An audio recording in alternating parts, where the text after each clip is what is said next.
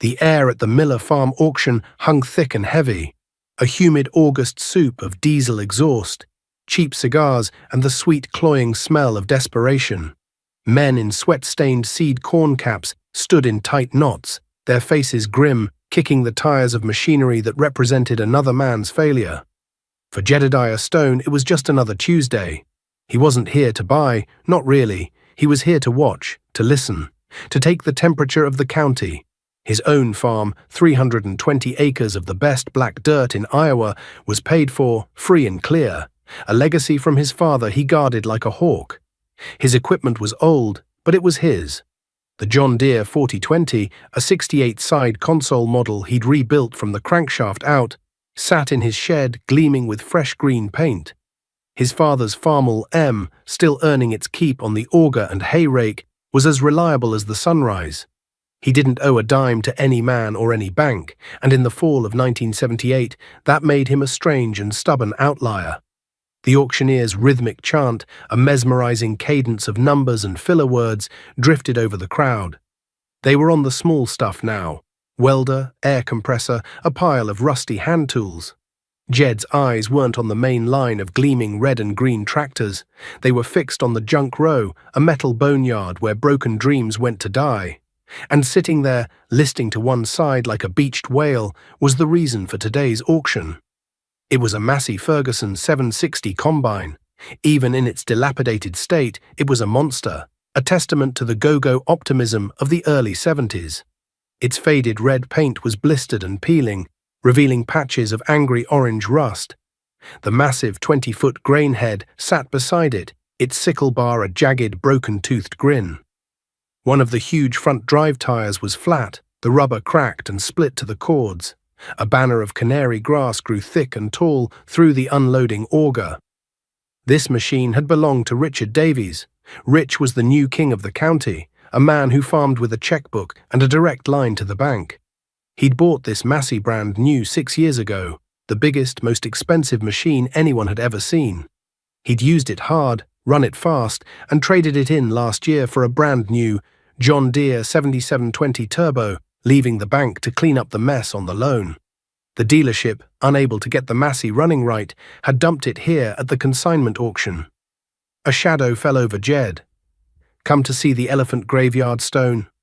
Jed didn't have to turn. He knew that slick, confident voice. Richard Davies stood beside him, smelling of expensive cologne that couldn't quite mask the scent of ambition. He wore crisp new blue jeans, polished cowboy boots, and a shirt with his name and Davies Farms ink embroidered over the pocket. "Just watching the show, Rich," Jed said, his voice a low rumble. "That thing was a piece of junk the day it rolled off the line," Rich sneered, hooking a thumb toward the Massey. "Perkins V8 diesel, thirsty beast, always running hot. Hydrostatic transmission was a nightmare. Cost me a fortune in downtime." He chuckled, a dry, dismissive sound. "You ought to buy it. It'd fit right in with the rest of your museum pieces." The insult was meant to sting, and it did, but Jed didn't give him the satisfaction of a reaction. He just nodded slowly, his gaze still fixed on the dead machine. He saw past the rust and the flat tire. He saw the sheer scale of it, the heavy-duty final drives, the massive cylinder and concave setup. He knew the Perkins 540 V8 was a powerhouse if you respected its limits and kept the cooling system clean. He knew the hydrostatics were complex but not impossible. What Rich saw as a boat anchor, Jed saw as a pile of untapped potential.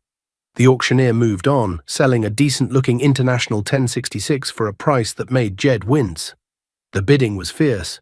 Grain prices were sky-high, the Russian grain deal had everyone talking expansion, and the banks were throwing money at farmers like they were printing it in the back room. Everyone was getting bigger, borrowing more, gambling on the good times lasting forever. Everyone but Jed. Finally, the auctioneer's truck crawled toward the junk row. "All right, folks, what have we got here? A big old Massey Ferguson 760 combine for salvage. What you see is what you get. No guarantees it'll even hold chickens. We're selling it for scrap iron, boys. Who'll give me $500? $500 to start it off."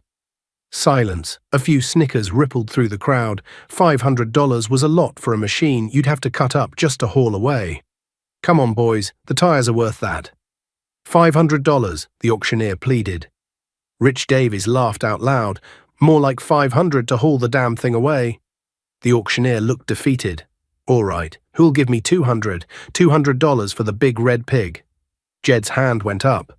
It was a slight, almost imperceptible motion, but the auctioneer's practiced eye caught it instantly. I got 200 from Jed Stone. Now we're talking. Who'll go 250? 250. The crowd turned to look at Jed, a mixture of pity and amusement on their faces. Jed Stone, the man who pinched every penny, was buying the biggest piece of junk in the county. Rich Davies just shook his head, a smirk plastered on his face. He leaned in close to Jed, his voice a conspiratorial whisper. You finally lost your mind, old man. What in God's name are you going to do with that? Jed kept his eyes on the auctioneer, his face a granite mask. He ignored Rich, ignored the stares, ignored the whispers. There were no other bids. Sold, the auctioneer cried, his gavel cracking like a rifle shot. For $200 to Jed Stone. You bought yourself a project, son. As the crowd began to disperse, talking and laughing about his foolish purchase, Jed walked toward his prize. He ran a calloused hand over the rusted sheet metal of the grain tank. It was solid steel, thick and true. He knew the work ahead would be monumental, a mountain of grease, rust, and busted knuckles. He'd be the laughingstock of the county for months, maybe years. But he also knew he'd just bought a $60,000 machine for the price of a decent sow. He owned it. It was his. And unlike Rich Davies's shiny new green machine, it would never send him a bill in the mail. Now, before we get into the nuts and bolts of what Jed was up against, the seized engine, the trashed hydraulics, and the scorn of every farmer in a 50-mile radius, I gotta ask you folks watching, have you ever bought something everyone else called junk, knowing you could bring it back to life? Let me know down in the comments what it was. A tractor, a truck, an old tool. I read every single one. Because what Jed was about to do took more than just wrenches and grease. It took a special kind of faith. Getting the Massey home was an ordeal in itself. It took 2 days and the help of his oldest boy, 14-year-old Matthew, who had his father's quiet nature and a natural feel for machinery. The first problem was the flat tire. It was a 28L26, a beast of a tire, and the rim was rusted solid to the hub. Jed and Matthew spent the better part of a morning with sledgehammers, penetrating oil, and a gas-powered air compressor, hammering and cursing until the rim finally broke free with a groan of tortured metal. They wrestled the flat off and managed to get a used tire, borrowed from a sympathetic old-timer at the salvage yard, mounted and inflated enough to hold air for a few miles. The second problem was moving it. The combine weighed well over 20,000 pounds, a dead weight on the soft ground of the auction lot. Jed's 4020, powerful as it was, couldn't get enough traction to budget. Humiliation crept in as he had to go, hat in hand, to the auction owner and pay him $50 to use his big Caterpillar D6 dozer to drag the Massey onto the road. Rich Davies happened to drive by during the spectacle, slowing his shiny new Ford pickup just long enough to honk the horn and give a theatrical, pitying shake of his head. The 5-mile journey back to the Stone farm was a slow, nerve-wracking procession. Jed towed it with the 4020, using a heavy logging chain hitched to the combine's massive rear axle. Matthew steered the combine, a terrifying job with no power steering and only the faint hope of brakes. They crept along the shoulder of the county blacktop at a walking pace. The 4020's diesel engine barking under the strain, black smoke puffing from its chrome stack with every turn of the wheels. Cars backed up behind them, drivers laying on their horns, but Jed never looked back. His eyes were fixed on the road ahead, his jaw set like concrete. By the time they pulled into their own lane, dusk was painting the sky in shades of bruised purple and orange. Sarah, Jed's wife, was waiting on the porch, her arms crossed, a worried line creasing her brow. She didn't say a word as they dragged the metal carcass past the house and toward the machine shed. She knew her husband. She knew that look in his eye. It was the same look he'd had when he decided to rebuild the barn after the big storm of '72. The same look he'd had when he'd spent a winter bringing the 4020 back from the dead. It was a look of grim, unshakable determination. The machine shed was Jed's sanctuary. It was an old-style pole barn, but the concrete floor was clean enough to eat off, and every tool had its place. He parked the Massey in the main bay, where it dwarfed everything else, casting long, distorted shadows in the dim light of the hanging bulbs. For a long moment, Jed and Matthew just stood there, looking at it. The scale of the task was overwhelming. "Where do we even start, Dad?" Matthew asked, his voice barely a whisper. Jed clapped a greasy hand on his son's shoulder. "At the beginning, son. We start at the beginning. And the beginning was the engine." The next morning, Jed started the teardown. He began by power washing decades of caked-on grease, dirt and bird droppings off the Perkins V8. Underneath the grime, the engine block was a maze of fuel lines, hydraulic hoses and electrical wires, all of it brittle and cracked. He spent 2 days just labeling and disconnecting everything, taking careful notes in a grease-stained spiral notebook. Mouse nests, packed tight with shredded insulation and corn silks, were stuffed into every conceivable opening. The smell of decay and rodent urine was overpowering. He pulled the cylinder heads first. After fighting with a dozen rusted exhaust manifold bolts, one of which snapped off clean and would have to be drilled out later, the heavy cast-iron heads came off with the help of a pry bar and a string of curses. The sight underneath made his heart sink. 2 of the cylinders were filled with rusty water. The pistons were seized solid, welded to the cylinder walls by years of corrosion. Rich Davies hadn't just run the machine hard, he'd left it outside with the exhaust uncovered, a cardinal sin for any engine. "She's locked up tighter than a banker's fist," Jed muttered to himself. The coffee shop talk started almost immediately. Jed's purchase was the biggest news in the county. At the farmers' co-op, men gathered around the pot-bellied stove, stirring their coffee and shaking their heads. "Heard Jed Stone bought that old Massey junker of Davies's." "Yep, paid $200 for it. Could have bought a couple cords of firewood for that." "He's gonna try and get it running, they say." A round of cynical laughter followed. "That thing's got a seized motor. Jed's a good mechanic, but he ain't a miracle worker. He's finally bitten off more than he can chew." Rich Davies fueled the fire every chance he got. He'd drive his new John Deere combine down the road past Jed's place, slow down, and give a long, loud blast from his air horns. It was a public act of mockery, a declaration that he was the future and Jed was the past. But Jed was deaf to all of it. His world had shrunk to the space inside his machine shed. He and Matthew rigged up a chain hoist to the main beam of the shed, and with a great deal of grunting and careful maneuvering, pulled the 3,000-pound engine from the combine's chassis. They mounted it on a heavy-duty engine stand Jed had built himself years ago. For the next week, they worked to get the pistons free. They filled the cylinders with a cocktail of penetrating oil, diesel fuel, and automatic transmission fluid, letting it soak. They tried heating the block with a rosebud torch and cooling the pistons, hoping the thermal shock would break them loose. Nothing. Finally, Jed resorted to the old farmer's trick. He found a solid oak block, cut it to fit the cylinder bore, and placed it on top of a seized piston. He looked at Matthew. "Stand back, son." Then he took a 16-pound sledgehammer and began to swing. The sound echoed through the shed, a series of deafening metallic thuds. For an hour he swung, sweat pouring down his face, his muscles screaming in protest.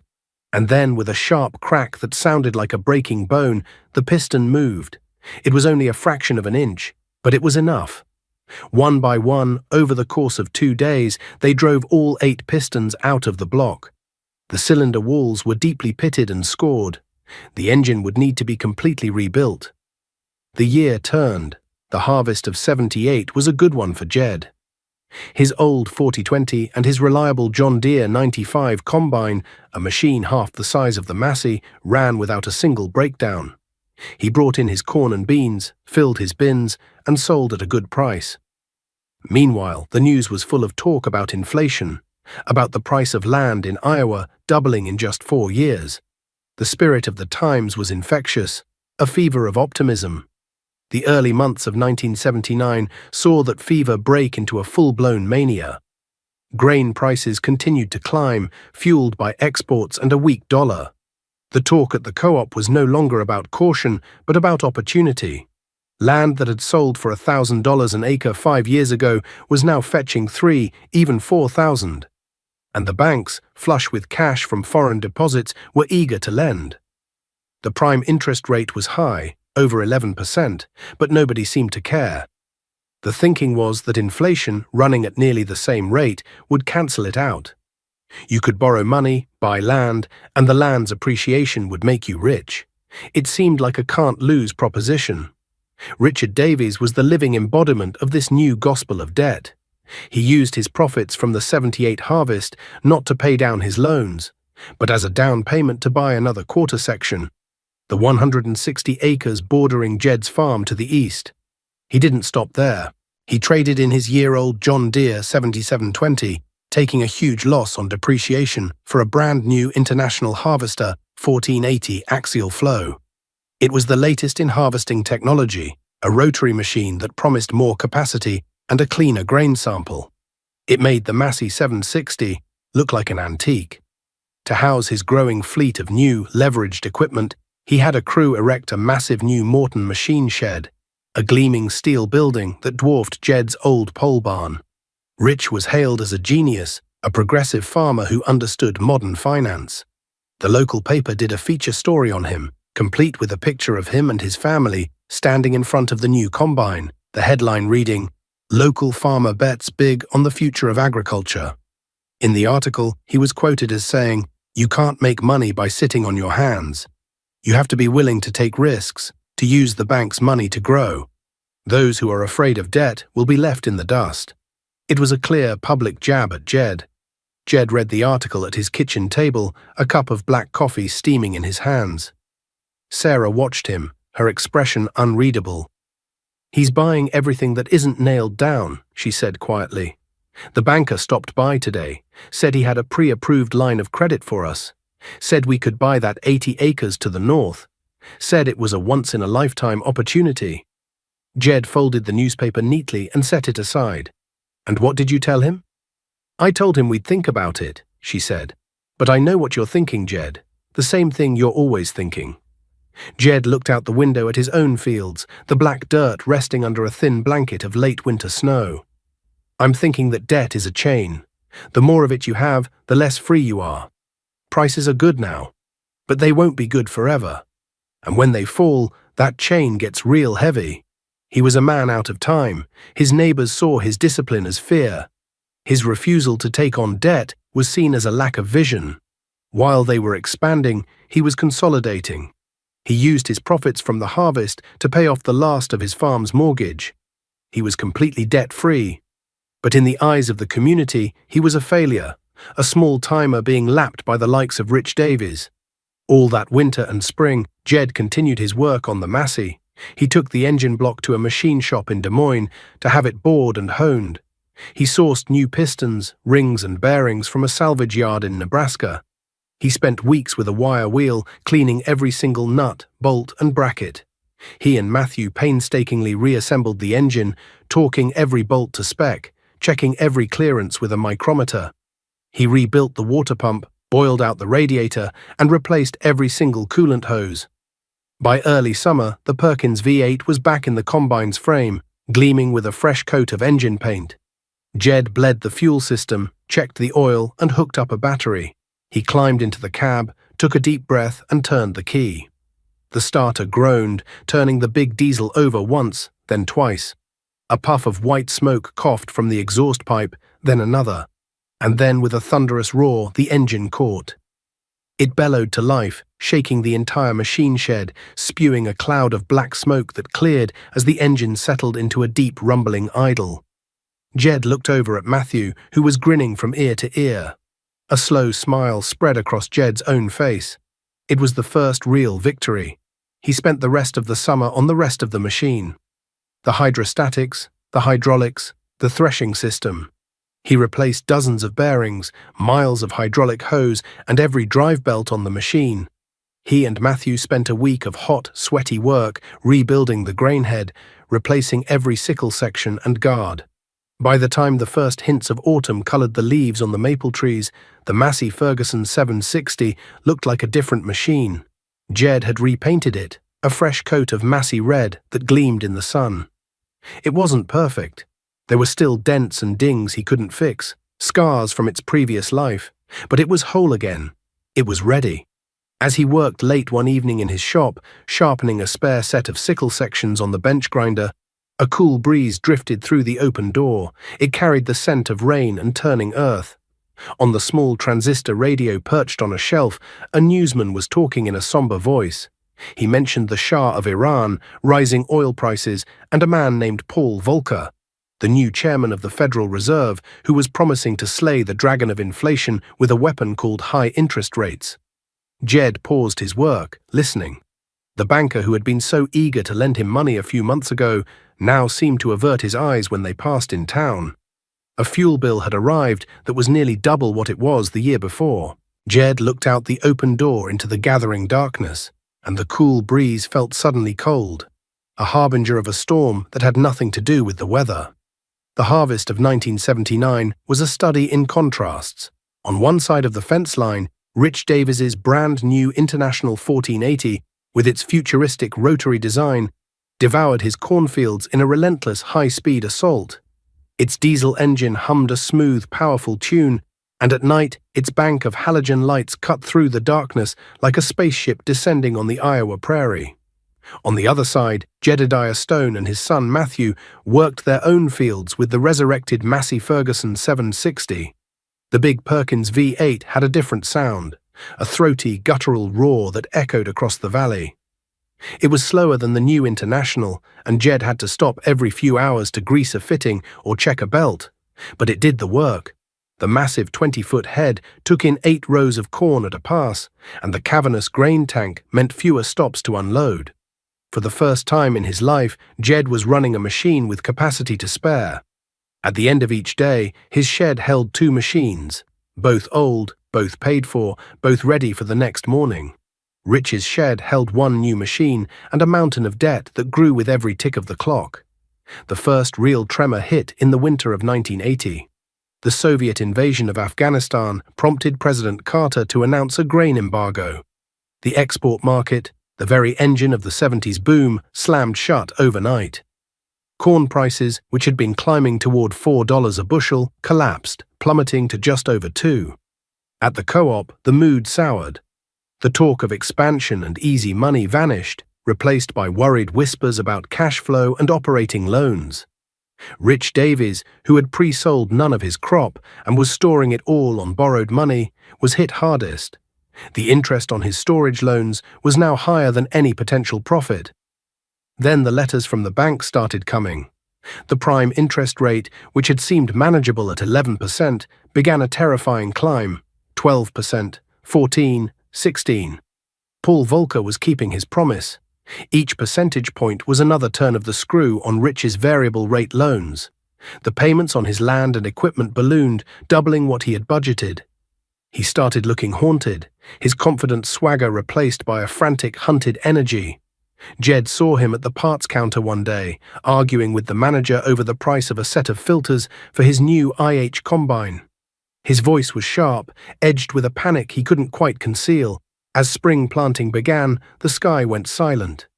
The usual April showers never came. May was dry and windy, the black dirt turning to a fine grey powder that blew in clouds across the fields. By June, the young corn stalks, which should have been knee-high, were stunted and yellowing, their leaves curling inward during the heat of the day to conserve what little moisture they could find.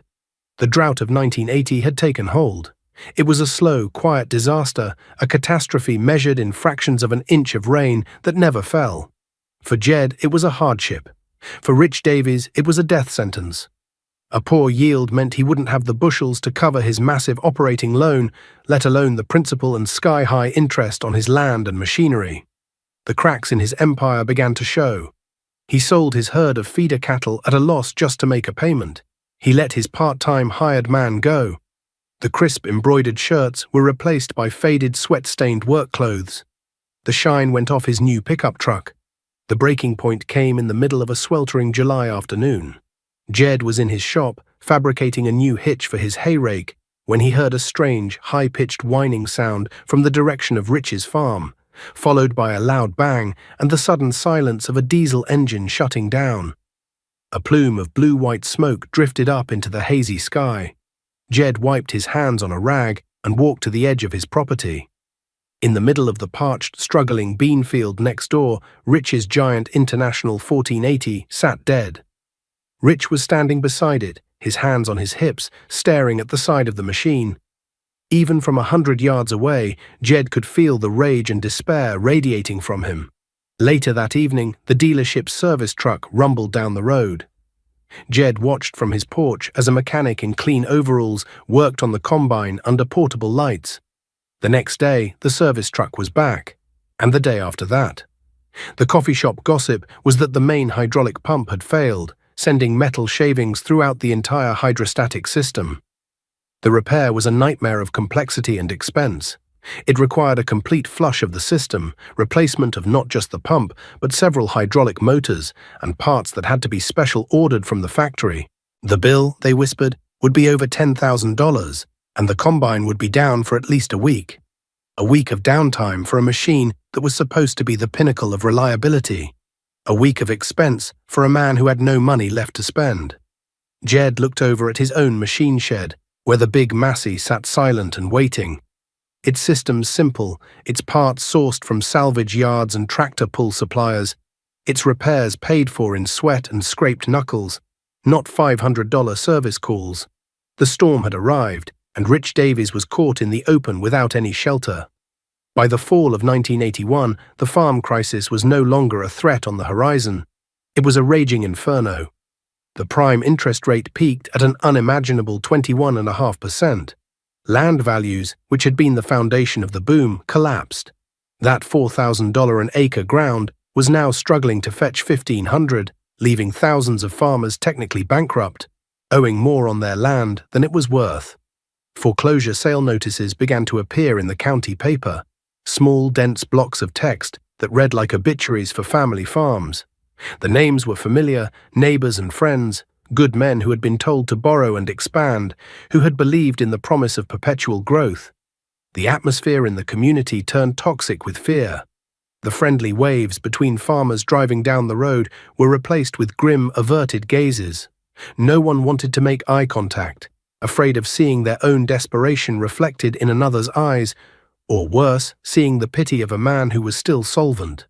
The bank in town, once a place of handshakes and easy credit, became a place of hushed, desperate arguments and quiet tears. The loan officer who had once courted farmers with promises of a golden future now sat behind his desk like an executioner, his face pale and grim, wielding the terrible arithmetic of default. Jed Stone rode out the storm on his island of solvency. His lack of debt was his shield. The low grain prices were painful, but he had enough in savings to pay his taxes and buy seed for the next year. He didn't sell his corn, he sealed it in his bins under a government loan program, waiting for a better day. His old 4020 tractor turned over every morning. His self-repaired Massey combine harvested his meager, drought-stricken crops without a single breakdown. He and Sarah cut back on everything. They grew a massive garden, canning and freezing enough vegetables to last the winter. They patched their clothes instead of buying new ones. They lived the way his parents had lived through the Great Depression, on a diet of hard work and fierce independence. They were surviving. The end for Richard Davies came that winter. The notice for his farm auction appeared in the paper just before Christmas. It listed everything: 320 acres of prime cropland, a nearly new house, the massive Morton machine shed, and the full line of gleaming late-model equipment. The International 1480 combine, the four-wheel drive Steiger tractor, the John Deere 8640. An entire empire, built on the shifting sands of credit, was to be sold to the highest bidder on a cold Saturday in January. Jed knew he had to go. Not to gloat, not to pick over the bones, but to bear witness. On the day of the auction, a bitter wind scoured the landscape, whipping snow across the frozen fields. The crowd was different from the one at the Miller auction 3 years earlier. The mood wasn't one of opportunity, but of grim finality. They were vultures, but they were sad vultures, circling a carcass that could have easily been their own. Rich Davies was there, standing near the back of the crowd with his wife and 2 young children. He was a ghost of the man Jed had known. The arrogance was gone, replaced by a hollow-eyed emptiness. He was wearing a thin jacket, and he shivered in the cold, his gaze fixed on some distant point beyond the horizon. He looked like a man who had been fundamentally broken. The auctioneer, the same one from the Miller sale, tried to work up some enthusiasm, but his voice lacked its usual fire. He sold the smaller items first, the shop tools, the fuel tanks, the grain wagons. The bids were low, insultingly low. No one had any money. When they got to the main line of equipment, the silence was deafening. The Steiger tractor, which Rich had paid over $100,000 for, barely brought 30. The bank representative stood beside the auctioneer, his face a mask of stone, writing down the devastating numbers. Finally, they came to the International 1480 combine. It had been washed and polished, and it gleamed under the flat grey sky, a monument to a failed dream. "All right, folks, here she is," the auctioneer shouted, his voice hoarse. "The top of the line. A real grain-eating machine. Who'll start the bidding at $50,000? A bitter laugh came from someone in the crowd. 50,000 might as well have been 5 million. The auctioneer dropped the price.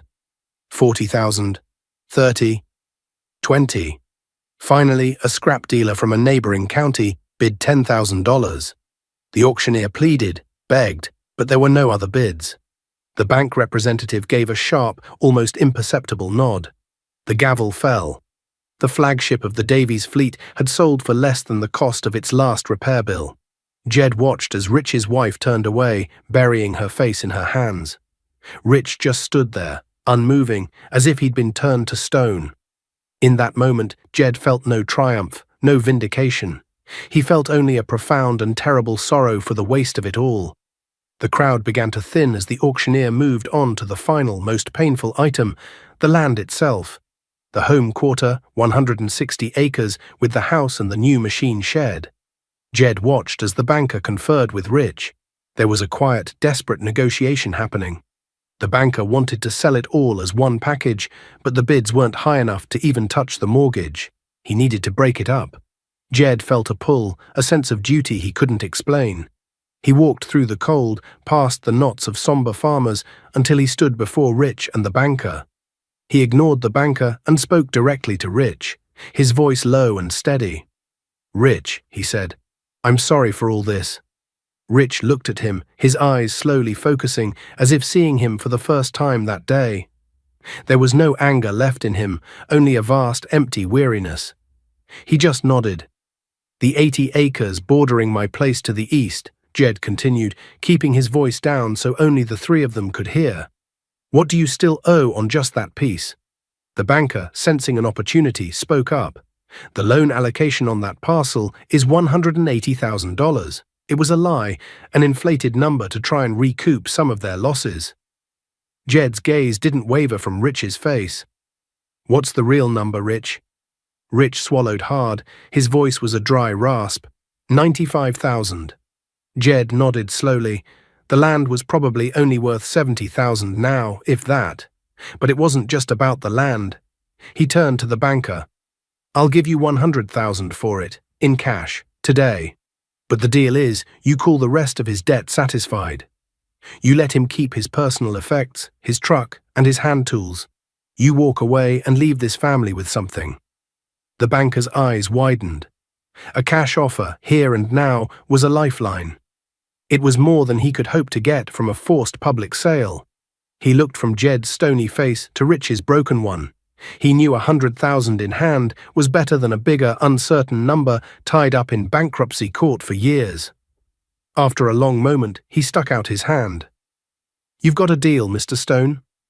Jed didn't buy the land at the auction. He bought it in a quiet transaction that allowed Rich Davies to salvage a sliver of his dignity. As Jed was leaving, Rich walked over to his truck. The two men stood for a moment in the biting wind. "Why, Jed?" Rich asked, his voice cracking. "After everything, all the times I laughed at you. Why?"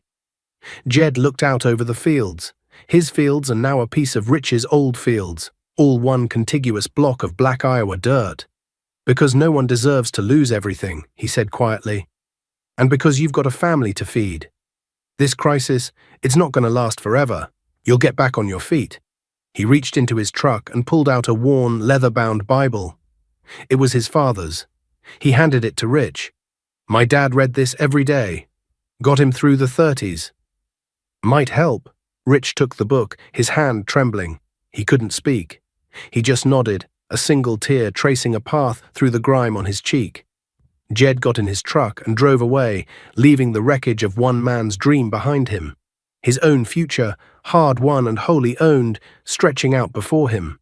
The years that followed were lean, but they were good. The farm crisis slowly receded, leaving a scarred but wiser generation of farmers in its wake.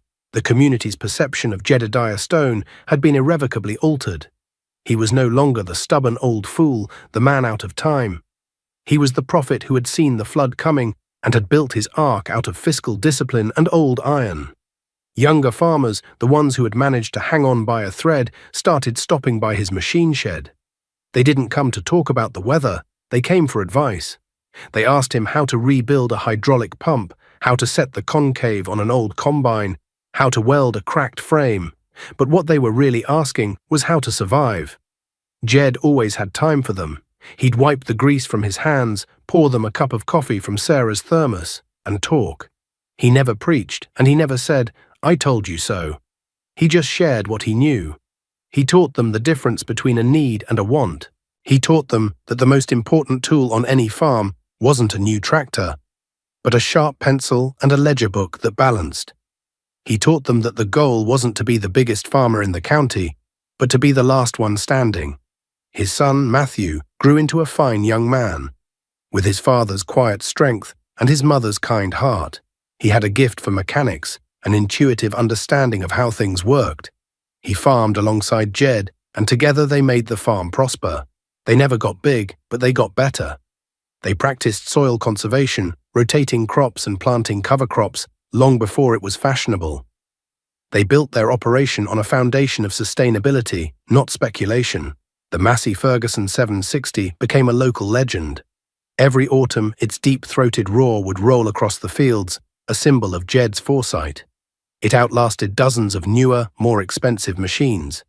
Jed and Matthew knew its every quirk, every groan, every rattle.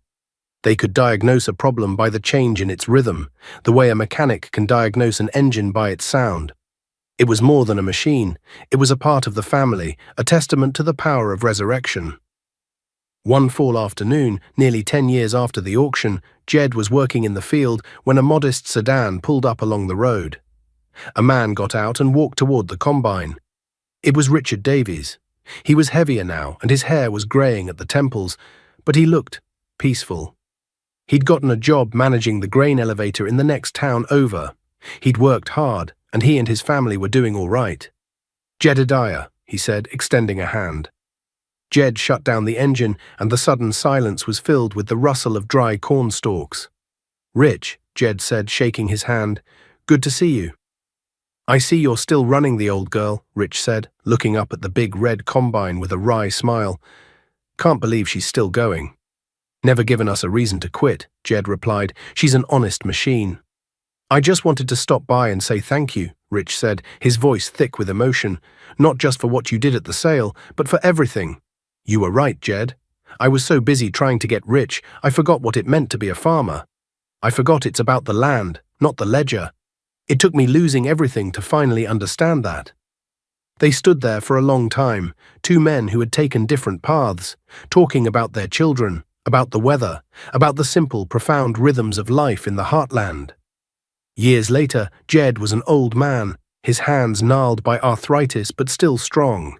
His grandson, a boy of 10 with Matthew's eyes, was with him in the machine shed. The boy was watching, fascinated, as Jed carefully adjusted the valves on the old Farmall M, the first tractor he'd ever driven. "Grandpa," the boy asked, "why do we keep these old tractors? Uncle Matthew said we could buy a new one." Jed finished tightening a lock nut and wiped his hands on a clean rag. He looked at the boy, and his eyes were clear and bright. "We keep them," he said, his voice a low, gentle rumble, "because we own them. They don't own us. There's a difference. This land, these machines, they're ours. No bank, no company can take them away. They ask for fuel and grease and a little bit of care, and in return, they give us a living. But more than that, they give us freedom." He placed his heavy, calloused hand on the boy's small shoulder. "Never forget that, son. It's not about how much you have, it's about how much you owe. The less you owe, the freer you are." Outside, the sun was setting, casting long shadows across the yard. The light caught the faded red paint of the Massey Ferguson 760, which sat parked in its place of honor, silent and dignified. It looked less like a machine and more like a sleeping giant, a faithful guardian of a legacy built not on the shifting promises of money, but on the solid, unyielding bedrock of the land itself.